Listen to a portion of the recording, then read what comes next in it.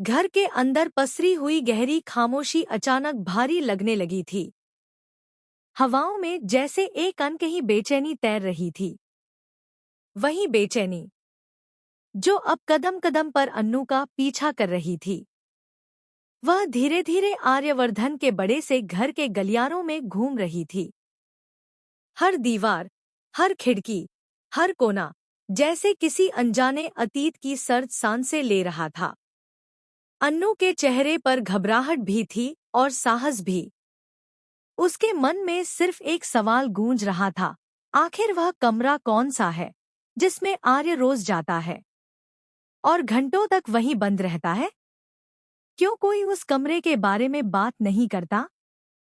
और क्यों हर कोई उस दरवाजे के पास जाते ही चुप हो जाता है?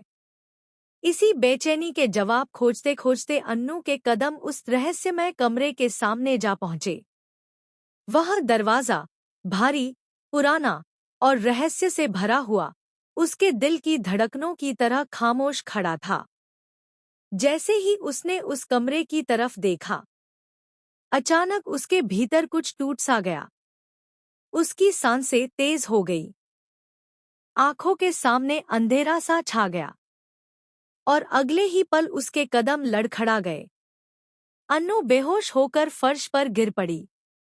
उसके माथे पर ठंडी पसीने की बूंदें चमक उठीं और उसके दिमाग में फ्लैशबैक के चमकते हुए दृश्य गूंजने लगे। अनजानी गलियों, अजनबी घरों, किसी और जिंदगी, किसी और वजूद के टुकड़े। वही सपने, वही आवाजें, वही चेहरे जो पिछले कई दिनों से उसे चैन से सोने नहीं दे रहे थे। आर्यवर्धन पास ही था। जैसे ही उसने अन्नू को गिरते देखा, उसके चेहरे का रंग उड़ गया। बिना एक पल गवाए वह भागा और उसे अपनी बाहों में उठा लिया।